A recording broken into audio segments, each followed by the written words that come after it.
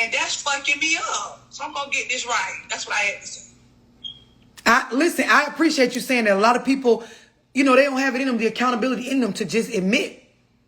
And then some people, they already know what I'm saying. They don't know it from the psych level, but they know, like, bitch, I be buying this stuff because everybody around me got the shit, and I don't want the motherfuckers to feel like I can't do the same thing neither. And it ain't that I'm traumatized. It be you trying to prove to yourself. Fuck them. I'm trying to prove to myself that I'm just as good as they is, or we living just as good as they. This is just being real. You know what I mean? Like, you gonna have people that's gonna I ain't never jealous. I don't never follow people. I don't never look at what other people got. I don't never worry about. And it's cap. That part is fake. Anybody else want to share? Where do you get your money habits from? What are they and where you got them from? I'll share. Go for it.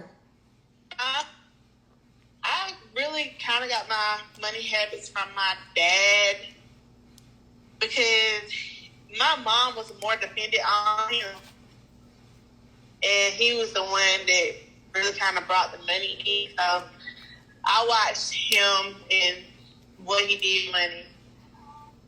What are some of the things you picked up from him? What are some of the things that you picked up from him, bad or good?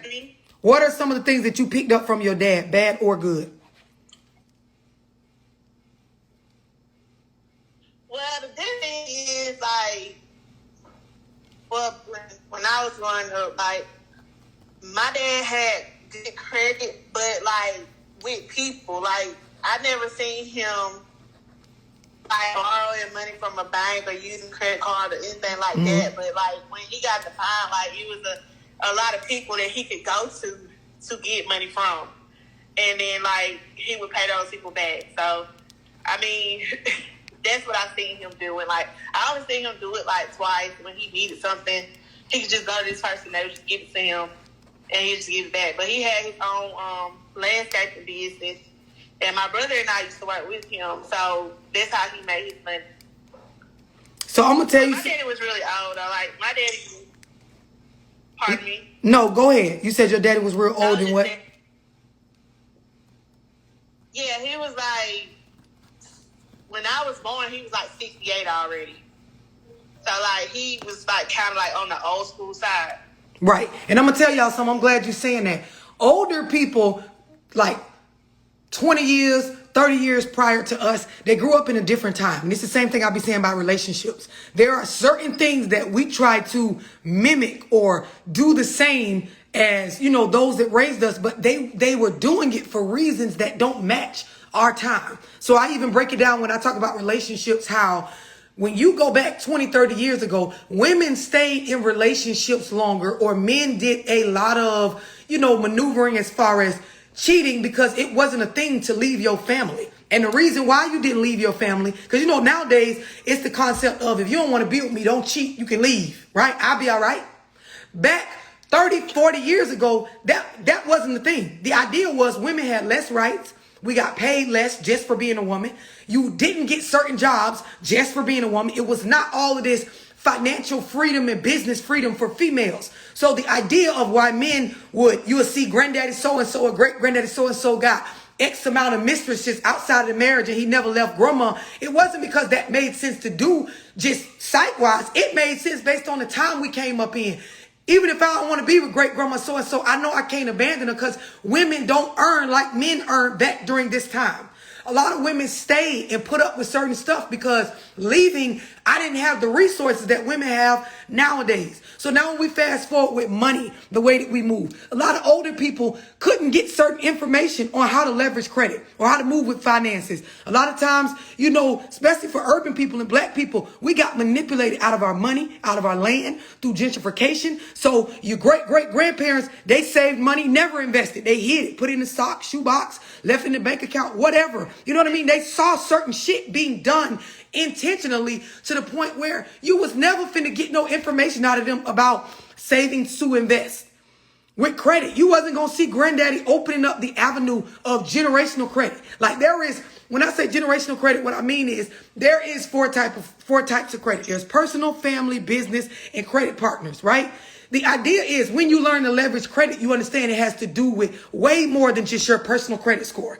When I see people think they got credit figured out because their credit score high, that shit don't mean nothing. Your credit profile being well-rounded to where you have access to certain funding, understanding the relationship behind taking 4 people's credit scores that are in the 700s and going to a bank is way more leverage than one individual coming in based on one income and looking to get certain funding. But these are the things that for practical and real reasons, you go back 20, 30 years, they had reasons why they wasn't chasing this information. Now it doesn't match.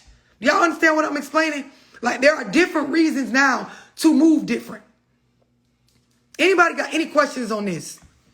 Times have changed. Different kinds of credit again.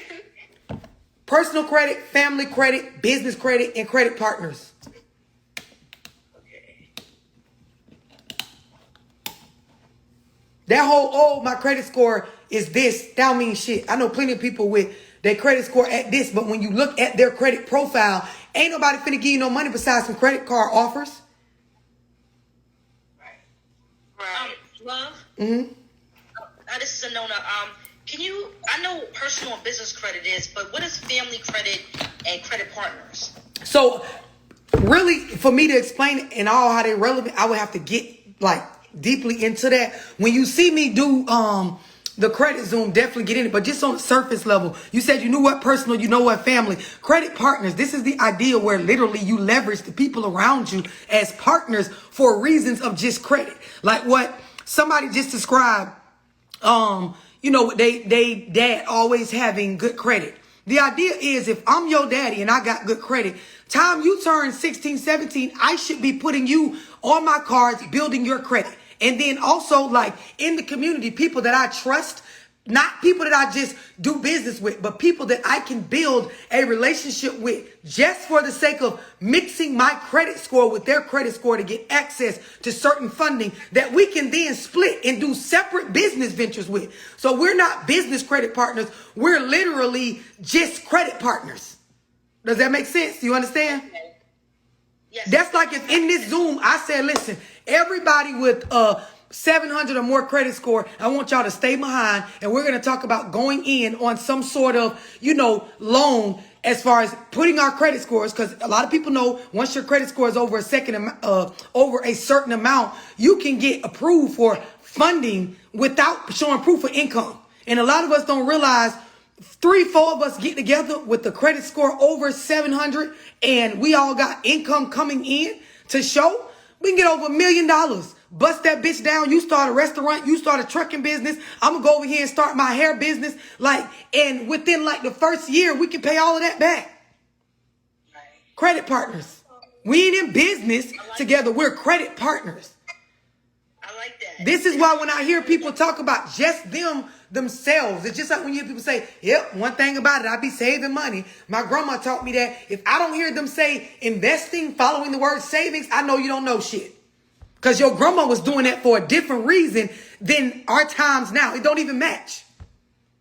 What about family credit? So family credit is just what I described. If you got children, if you got sisters and brothers, the idea is using each other's credit scores to be able to get authorized users from one another, being able to, I can use your credit to build my credit. I can use your cards as a way to strengthen my profile based on who you got credit with. And the idea is, when you really understand it, like when we get into the meat of it, like in my credit Zoom, you'll understand if me and you, let's say I'm your 17-year-old daughter, 18-year-old daughter, you're my mom. The idea is we're not going for the same cards or the same exact type of credit with these banks.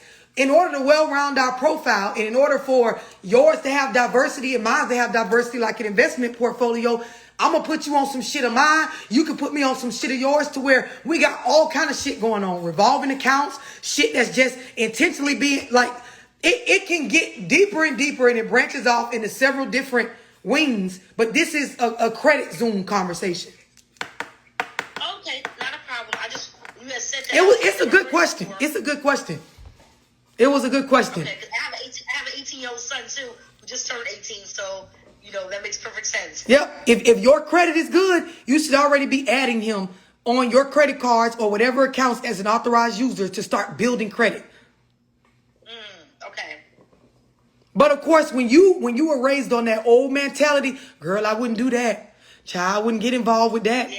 You just put the money up. Oh, shit. No, I wouldn't be investing in my money in that. You're literally like doing the same thing I described when I told the little scenario of just generational curses being passed down. The great-great-grandma cut part of her roast off. So, you know, her daughter seen her doing it. So every time she cook her roast, she cut part of it off. Get down 2-3 generations. And it's like, why y'all ain't never asked why is we cutting off part of our roast? Well, I did it because my mama did it. I did it because my mama did it. You know, finally you get back to the person that started this. My pot was too little. That's why I had to cut off part of the roast. Now, y'all pot's well big enough to just put the roast in, but you just copying what the generation before you was doing, not understanding it's not relevant to your time.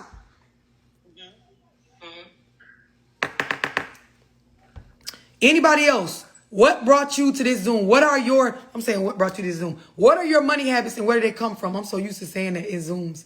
What are your money habits, your habits with finances, and where you got them from? My habits with my finances, I believe I got them from my dad. He worked, he paid the bills, but he fucked up a lot of money too. So my thing is, I was messing up a lot of money till I started watching my baby dad. He saved money, but he the type of put the money under the mattress type. Right. So, me, I'll go follow. I pay for courses. I follow Grant Cardone, Derek Grace. Come on. All that shit. I just don't apply it. Like my dog, he was in jail. I built his credit up. My daughter, 18. I had her piggyback off him. So she 18. She got a credit of 750 right now.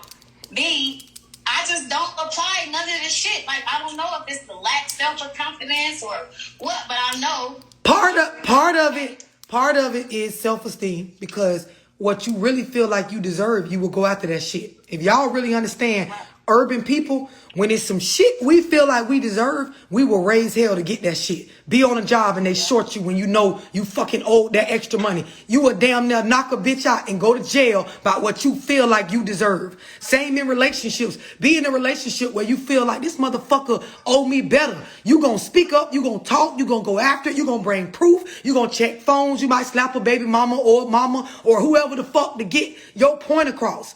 When it comes down to how we move with money, a lot of it has to do with being afraid of success, not really having that esteem. And another side of it is goal setting. You get complacent when you don't have a reason to use the information. Like a reason that motivates you. Like everybody got a reason as far as just wanting better, but you got to have a reason that motivates you. Like, here is why I'm fucking saving this. Here is why I'm now investing it. Here is why I'm moving like this. Here's why I'm not running out to the club every weekend with y'all. Here's why I'm not spending all my extra money on that. Here's why I'm doing this. You got to give yourself a why, which is real goals that are tied to not just your needs, but your wants. I tell so many people, we are not designed to be workhorses. So if you just on this strict budget where you don't spend nothing and you're just saving it up and there's nowhere that you're really going with this, you're going to get burnt out.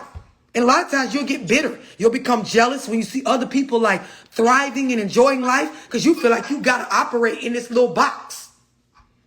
Right. My 18-year-old daughter still right here. She said, that's her. You get mad? Why? My dad. She said she do exactly what you described. She said, I get mad because she work. Yep. So she like, Mom, I'm not being like you. I want my own business. So she started her own business. We was watching your live and she was like, Mom, I just got an LLC. I ain't got no business. So now she's starting to apply it, but I don't know how to help her. So I just research. But like I said, I don't execute nothing and I don't want her to follow. Start with her setting out some goals for her business. Like, what are you doing it for? That's the easiest question to start with. Because a lot of us, we don't realize when I get on one-on-ones with people, the first thing I say is, okay, you're an entrepreneur, when we're talking about business or their finances, what did you go into business for? Because some people are doing business for the enjoyment of the craft, and then some people are doing it to fucking get somewhere. You got to know which one you're doing it for, and the goal. We listening, we taking notes. Thank you. Sometimes there are certain, career lanes or businesses that we start based on the love for something. So the idea is I need to have goals to where I make this more of a convenience than a job. Then there are those of us that I don't necessarily like this shit, but the money I can earn and I'm good at it, I want to fucking do it so I can earn that. These are the people that I talk about. You need to know your numbers. You need to break it down to the fucking day on what you need to earn. I did a one-on-one earlier with a lady. She do taxes. So she was saying how she's trying to get all the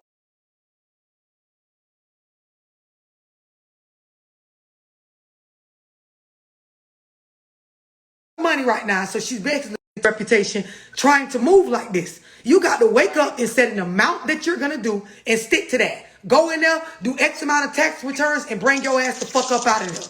Once you know you've hit a certain money quota, you can come up out of there feeling good like you ain't left nothing. And if you're doing a good job, tell their ass first come, first serve, come back the next day. Right. This is when you hear me say intentional. There has to be intentions behind the moves that you make. Anybody else want to share? What are your habits with money? Where the fuck you got them from? I'll share.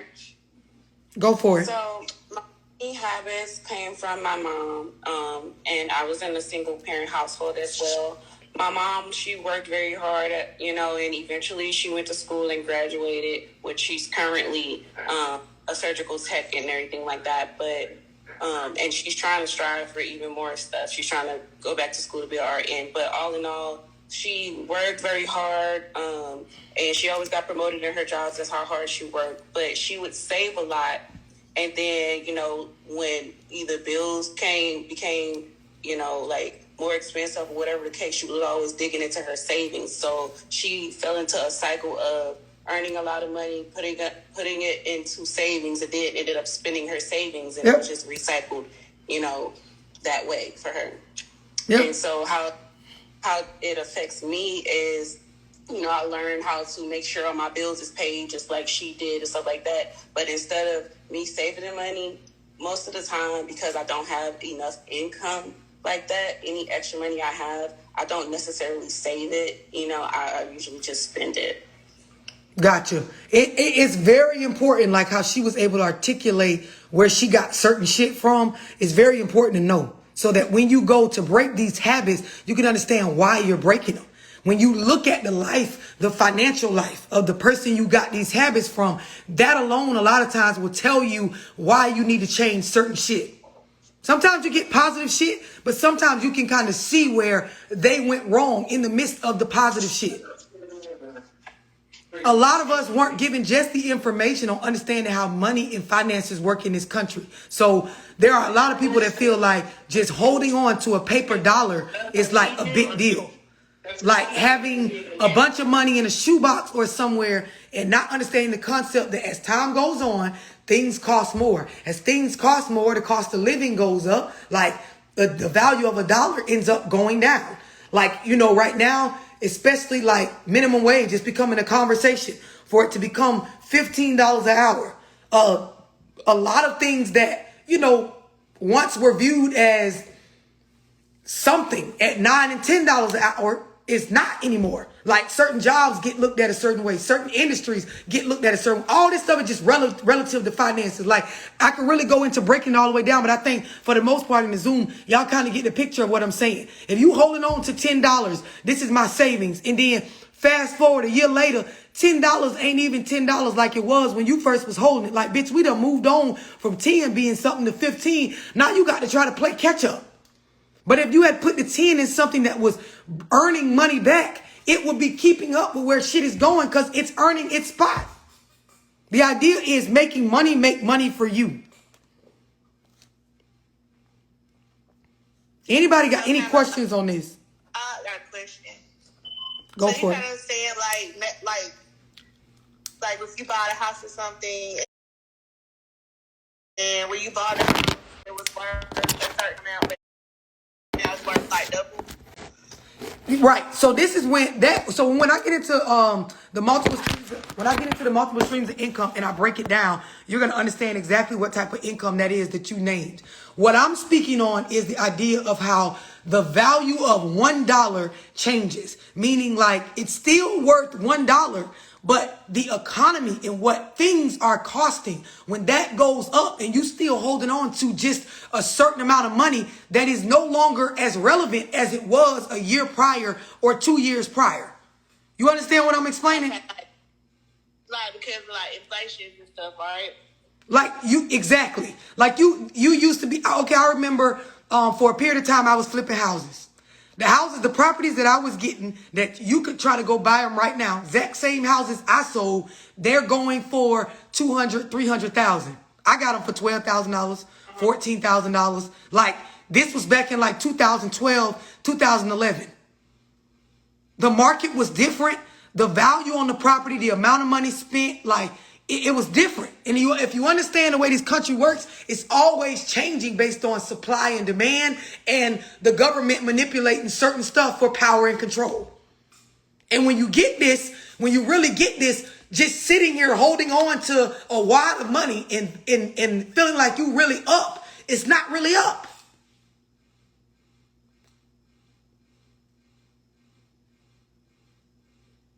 Another easy way to look at it, everybody grocery shop, right?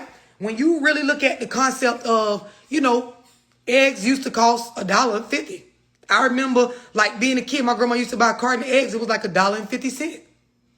It's not no more. So it's like if you holding on to $1.50, I can get some eggs with this. Just keep holding your $1.50 thinking you saving it. And you can get some eggs with this. Fast forward 2, 3, 4 years later, you can't even get a carton of eggs with $1.50. You get what I'm saying? So it's the same amount of money, but its value has changed because the buying power has changed. Remember when you could go in the store and get candy for under $1? You can't do that no more. So the value of $1 has shifted based on what you can and can't buy. This is why you hear people talk about, the government having talk about getting rid of change like coins. There's not a lot of stuff you can go and buy with coins, like just the idea of 99 cents or lower.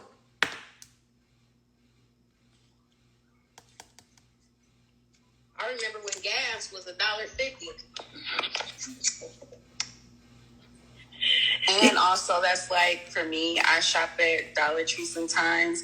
And now, since inflation and everything, everything more than $1. You can't get shit for $1. $1.25 to $5 there now. Yep. You go in there with 107 to 7% sales tax in $1, you gonna come out, they gonna tell you ain't got enough for even one item. Even kids is understanding now. It used to be the thing to give a kid $1. Oh, you did good in school, I'm gonna give you $1. How many A's you got? I'm gonna give you $1 for every A. The kid looking at you like, bitch, I can't even get no hot chips with this. Takis cost more than this. The fuck I'm gonna do with $1? And we just talking about $1, but this is the same for $100 or $1,000 or $10,000. The buying power gets different when the economy changes.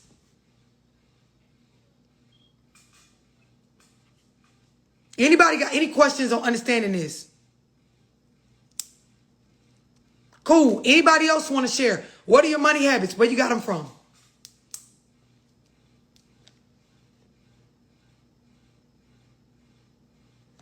Did everybody get a chance to go? Let me see. This is Elizabeth. Go ahead, Elizabeth. I actually got, my battery died. But yeah, my mom, I got them from my mother. And I realized that I try to budget by trying to spend as little as possible and not actually trying to, because I don't know why, she always had this resistance to budgeting. It was you talk a lot about accountability. She never wanted to do that. And that's I don't know why, because I do like to have some type of control. Mm-hmm. This is kind of my personality. But for some reason, I just have the same thing where I don't, I'll do a budget, but I don't want to stick to it when it comes to trying to save. I'm able to save, but then I spend, It feels like honestly, it feels like a restriction. You're absolutely right in what you're describing. Most people view budgeting as a restriction. I'm restricting myself from purchasing things. Even when I say I'm doing a budgeting Zoom, a lot of people don't get in it because they feel I don't want to hear that. You know, I make my money, I want to buy what I want to buy. Because they literally think the information on budgeting is about restricting yourself on what you should and shouldn't be buying or spending. But that is not the concept of budgeting. Budgeting is giving yourself permission on what you could spend. And if you want more permission, you bring in more income. That's why budgeting goes with multiple streams of income. It's when Aya realized in the last budgeting Zoom she was in, okay, I'm living above my means, right? The idea is not to just go and feel like I gotta downsize my lifestyle. No, this means what I earn needs to go up. Me being complacent and thinking I'm earning enough to cover this. No, I need to go raise my income so that how I'm living now matches what I make. But you would never know to go do this if you didn't evaluate your budgeting structure. Okay, that's good. You have to know where you're going. Exactly. And it also allows you to tally up on where you're at. A lot of us think that we're doing better than what we are, or we know we're not. We're just lying to ourselves by not confronting it. This is why you stay away from money conversations. It's so many people that, you know, some shit by some feelings, they'll sit and listen to it. If I made a post right now, tell me, you know, what the last nigga did to you, or tell me what the last lying ass bitch did to you, the comments will fill up quick. But you want to talk about some fucking money and how you moving with your money and are you buying unnecessary shit or where you got your money habits from or what is your retirement plan? Motherfuckers is skipping over that post. It's uncomfortable. You can't be a victim.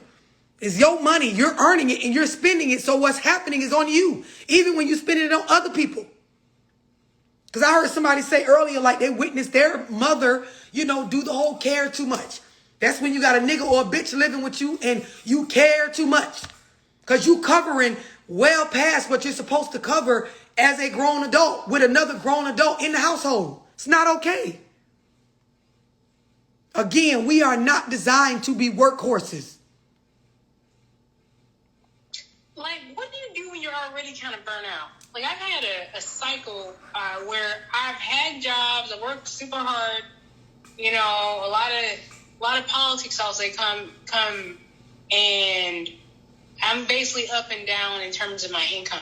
But I have a lot of ideas, but I'm just tired. I think I'm a little bit demoralized in a sense where it's like no matter how hard I work, I'm not really getting the fruit of it. But if I do something like a side hustle, I make money, you know, like Uber or something like that. Like I was fine, but then again, you know, it takes time to build. No, but I'm gonna tell you something. You're knee deep in the active income, right? So when I talk about multiple streams of income, and when we get into this, I'm going to explain active income versus passive income. And some of y'all, you know, like Aya that has taken my budgeting and multiple streams of income Zoom, you understand active income requires you to get active. It requires you to go trade your time for money. And the idea is if every hustle you got requires your time, you're not creating the right multiple streams of income for yourself. It's like when I talk to people and they be like, well, yep, I do hair, I do nails, I do facials, I got my esthetician license, I got this, and all of this screams, you got to go trade your time for money. So you're going to cap out because there's only a certain amount of time in a day. And some of it has to be spent eating and sleeping. Like we're humans. You can't operate if you don't. The idea when I talk about multiple streams of income is to create a lane for yourself with passive streams of income that does not require your time. So if you go to work and then you get off and you work Uber or Uber Eats or Instacart or Bike Squad or whatever is in your area, it's just another active stream of income to get ahead and not feel burnt out or tired or like your physical work is not being seen in the money. You got to get into passive streams of income. And if you ever like really read, do Zooms, you know, programs with people like Grant Cardone, Warren Buffett, motherfucking just, you know, anybody that deals with real money, they will tell you the name of the game is multiple streams of income, but they need to be passive. Or if you're going to create a business that's an active stream of income outside of your job, you need to have it passive for you and active for the workers.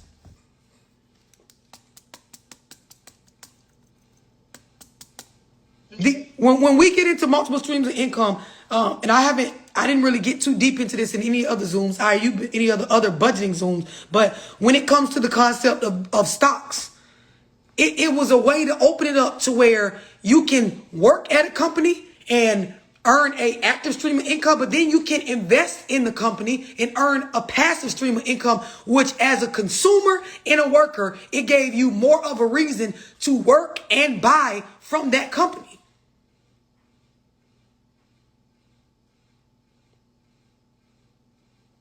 Anybody got any questions on this?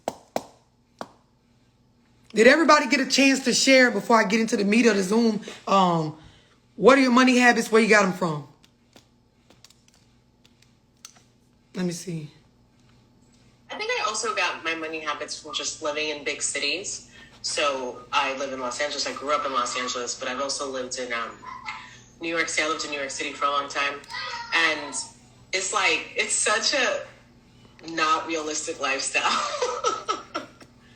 And the reason why I'm saying that is like a lot of times you see certain things or like be around different things and you don't know what's behind that. You Right. don't know like what the person's doing to Yep. maintain that, to get that. Like you don't know that the person is like you guys could all be together. It could be like a mother. Like I could be in a mother's group here in LA, like Redondo Beach, and you don't know that that mother is, you know, she's married, she's a nice